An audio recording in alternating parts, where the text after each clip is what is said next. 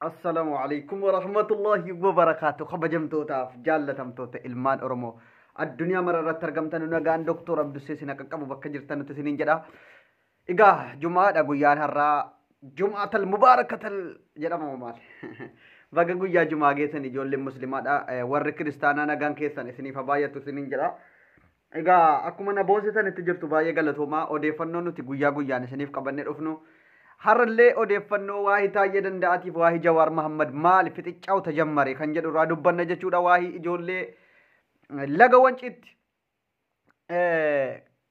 biyyiin 4 kiiloo keessatti iyyisiiftee sanarraa isin dubbanna waa'ee caalaa daggafaarraa isin dubbanna taayee danda'aadha Jawaar Mahammad deebee akka hidhamuu qabu akka inni halkanii guyyaa rafiitii dhabee inaaffaadhaan maraachuu jalqabe irra geenye jirra jechuudha taayee danda'atiif awwaluu abduu nama meeqatu akka hojjetaa jiru waan kana odeeffannoo ragaa qabatamaa shira taayee danda'a xaxaaru otuu sana dhageenyee ummatatti gadi hin baasin kaleessallee barreeffama Jawaar Mahammad booda taayee danda'aadha otuu daqiiqaa tokko hin turin achumaan qinee yaa maal qinee usirba jedhu achumaan qabatee dhufe jechuudha barreeffama Jawaar Mahammad sanatu dhugaa isiniin jenna baay'ee tokko nama dhibaa bataam yaasiqaal taayee danda'aadha yeroo Jawaar Mahammad mana hidhaa jiru sana waan inni mana hidhaa jirutti mana hidhaatti hafu se'ee aktiivistii jabaa wayii of godhee barreeffama adda addaa kan itti barreessaa ture. Ijoolleen baay'eenis ajandaa godhatanii taayeen akkana ta'e jedhaa turan amma garuu du'ee bakka. Hundi si duutee jirti taayee danda'a barreeffama Jawaar qeequu jalqabeera akka bara inni Jawaar bakkee jiru san amma akkuma durii sanatti Jawaar Mahammad gadi bahuu warra soddaallee viidiyoo adda addaa jira jechuudha viidiyoo yoo Jawaar Mahammad amma yeroo kanatti bakkeetti gabba'e biyyattiin isa dheengadda diigamte caala gadi fageenyaan diigamti ani akka jarri iyyaa jiranutu jira jechuudha. Taayee danda'a ammoo yeroo kana eenyu wajjiniin ta'uudhaan Adaanech yookiin Xilee Yaamii ta'uudhaan mootummoota naannoo warra kaanii ta'uudhaan akkuma Shimallis Abdiisaatti duulaa turaniin amma Jawaar Mahammad hiikamuu isaatiin baay'ee sodaa keessa waan jiranuuf Jawaar Mahammad callisee hin taa'u yookiin TPLF wajjiniin ta'e nurratti lola labsa. Yookiin shanee wajjiniin ta'uudhaan bakka lammaniin iyyuu nurratti intini gochuu danda'a biyyattiin baay'ee sodaa hamaa keessa galtee jirti jedhanii haasaa jiru jechuudha kun ragaa qabatamaa nu qaqqabee Oromoo kiyya waa tokko irra deddeebinee dubbachuun kun furmaata hin qabu yoo furmaata dubbanne malee dhugaa dubbachuudhaaf Jawaar Mahammad gadi bahee waan kaleessa barreesse sana ofii isaatiif mana hidhaa keessaa gabbahee warra hiitanis hiikaa jedhu sunu guddummaa Jawaar Mahammad akka inni saba isaatiif jiraatu an hiikameera maaltu na dhibe jedhee nama jiraachuu akka hin taane kaleessa nuuf barreessee jira jechuudha ajaa'ibatti onnee keenya qabbanees sodaa biltsiginnaan keessa siitii qabdu gabbaheen callisaa laata jettee dabdaabbee alaat kiilintini gaafa inni maakalaawii jiru achitti dabdaabbee adda addaatu itti geeffamee kadhatamaa ture Jawaariin biltsiginnaan odeeffannoo keessaa qabnudha kun gaafa gabbaate hin dubbatin nunqeeqin waan barbaadde sii gona aangaawota bakka gurguddaatti aangoo yoo barbaadde sira madna callisi jedhanii dabdaabbee achitti nama jaarsummaa meeqa itti erganii jennaan Jawaar Mahammad deebii tokko deebisuuf dide kana kadhatanii dadhabanii kalaas erga qabsoon itti muddee gadi baasan jechuudha sanuu warri gadi baase kun warra akka Adaanech Abeebee warra akka Taayee Danda'a warra akka Abiyyi otuu hin taane dhiibbaa mootummaa naannoo Oromiyaa godheen bahani mootummaa jechuun qabsoon itti finiinfamuudhaaf bahuu qaba marii biyyaalessaatiif hanga ta'e dhugaa walitti himuun barbaachisaadha. Shimallis Abdiisaa yookiin jibichi mootummaa naannoo Oromiyaa jedhamu sun sabboonummaa xiqqoo ni qaba. Gowwummaa qaba dhiibbaatu gaaraatti godhaman malee. Dhiibbaa warri kaan gurmooftee itti gootu malee Shimallis Abdiisaa gowwummaas ni qaba.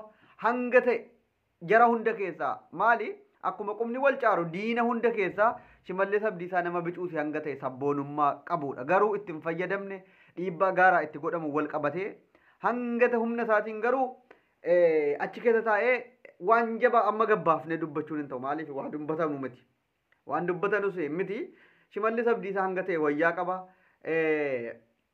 kanaafiyyuu waan akka ittiin Shimallis Abdiisaa achirraa kaasanii sirna afaan Oromootiin akka maal hin jenne hunda balleessuudhaaf hojjetamaa jira jechuudha. Taayee Danda'a Jawaar Mahammad gabbahuunsaa kun wanti isa sodaachiseef otuu wanti jarri jalqaban kun galman gahin ummata nurratti kaasee ammas nu jalaa bishaan obaasaa jecha jedhu sodaa qaburraan kan ka'e halkanii guyyaa shira xaxaa jiru jechuudha. Adaanech Abeebee wala abduu ta'uudhaan wanti jarri hojjetaaran kun hedduu ulfaataadha Taayee Danda'a. Hangaasaa Ibraahim ta'uudhaan Abiyyi Ahmadis jara keessatti ramadama jechuudha. Kun warra ilaalcha nafxinyummaa sirna minilik nurratti deebisuudhaaf yaadanu keessaa tokko. Warri immoo gareen tokko garee simmintoo jedhamee irratti duulamu kan akka Shimallis Abdiisaatii fi gareen Shimallis Abdiisaa baay'een isaanii sabboonaa godhamanii ilaalamu jara biratti. Warra taayee biratti sabboonaa yookiin shanee jalatu gurmeessee qindeessee Oromiyaa keessa gadhiiseedhanii warra ilaalamanu keessaa tokko jechuudha. Kanaaf Oromoo kiyya Jawaar Mahammad tikfadhuuti otuu jarri deebifte ammas hiiteen jedheen. Iskandar Naggaa argaa jirtaniimi? Bahar Daariin naqee alaabaa lummuuxxii qabatee meemee nama nu hidhu laalla jedhee harkatti qabatee booleedhaan xiyyaaraan dhufee bu'ee poolisootaan zimmi balu mina gabbaachuu hizbi yoo meeteenoo jedhee alaabaa lummuuxxii qabatee nama magaalaa keessa bookkisaa jiru jechuudha. Eenyu biyyattii harkaa qaba jechuun asirratti isiniif galuu qaba.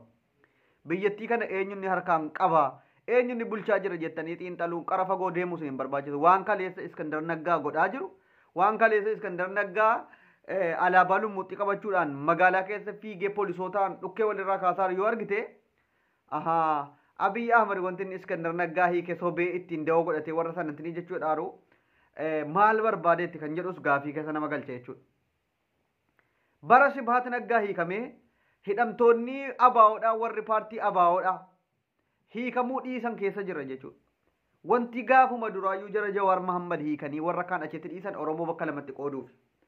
Baay'een keessan waan inni hiikuu dhiiseef hin barreesseetu. Nuti gaafuma jarri gaafa warra kaan gadi baasanii warra kaan achitti keessatti dhiisan Oromoo yoo tokko ta'e Oromoo yoo dammaqee tokkummaadhaan ka'e namni jara dhaabu hin jiru. Kanaafuu qoqqooduu qabna. Warra kaan hidhaa hiiknee warra kaan walirratti kaasuu qabna. Nuti immoo kan itti dammaquu qabna. Akka jarri yaadanii warra kaan hidhaatti dhiisanii warra kaan baasan gochootu hin taane dammaqnee warra bosona jirus jabeeffata. Warra karaa nagaa qabsaa'us kan akka Jawaar Mahammad bakkee jiru kanas sagalee walii ta'a. Bakka hundaa wal yoo wal dhageenya bilisummaan keenya fagoon jirtu jechuudha. Dhugaa dubbachuudhaaf Oromiyaan harka woboo dhibbatti galtee jirti. Yoommu barreeffamni Jawaar tokko lama qaniititti daddabalamee qabsoon akkasitti uummata dammaqsuun itti fufe Oromiyaa hin dhuunfanna abbaa biyyummaa keenyaa hin mirkaneeffanna. Dhugaa dubbachuudhaaf waan baay'ee gammachiisaatu argamaa jira jechuudha bara 2022 kana keessa. Bara 2022 kana keessa waan gammachiisaa baay'eetu jira injifannoo keenyaan malee waan biltsiginnaan nuu goote seetanii biltsiginnaa jechuun isinirraan eegamu. Dhugaa walitti immoo yoo ta'e biltsiginnaa jechuun keessan isinirraan eegamu. Dhugaa walitti himnu.